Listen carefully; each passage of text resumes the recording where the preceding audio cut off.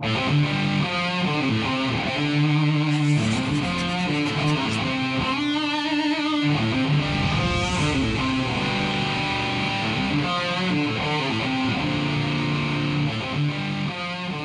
soon as we got a record deal, the record company said, don't do any more gigs, we're gonna find a producer and a manager and you just lay low until the record's done, that kind of deal. So even though we were still living in Hollywood, we sort of weren't really part of the LA scene at that point for another good year or so.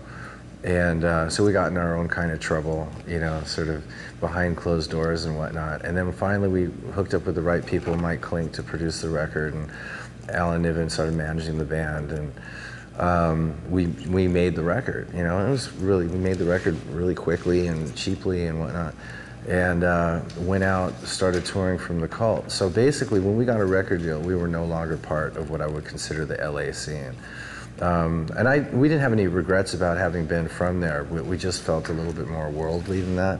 So as soon as we started touring, we became sort of an everywhere band, you know? We were on the road for about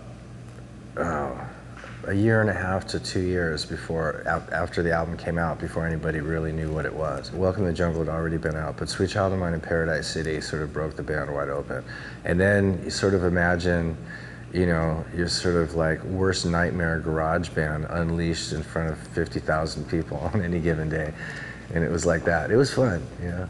The whole Guns N' Roses thing was all fucking awesome. It was such a great band.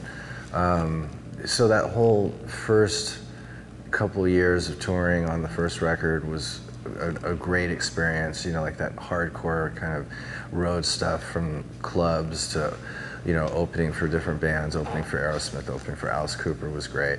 Opening for the Cult was great. And then our own headlining tours, playing with Motley Crue was a great fucking tour, you know, us and Motley. And, you know, so I have great memories from all of that. And then, you know, like the whole experience of getting the band back together to do Use Your Illusions and all the ups and downs, it was all worthwhile stuff to have gone through. And then all of a sudden finding out,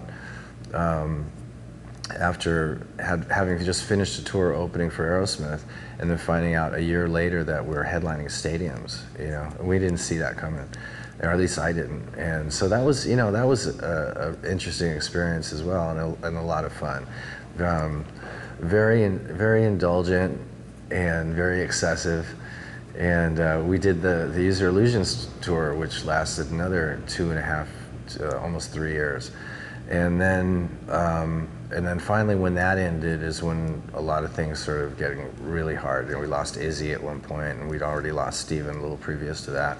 And I managed to, you know, work with Duff and Matt and Axl to keep the whole thing going. You know, until I think it was like 1994, and then we stopped, and at that point realized that, you know, I suddenly discovered that there was a lot of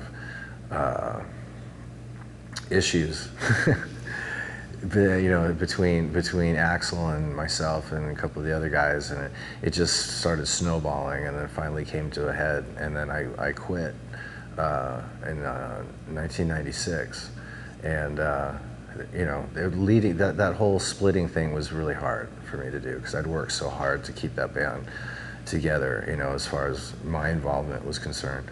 And but it just got to a point where it just wasn't working anymore, you know, so that was hard. But, you know, what else? What is he gonna do?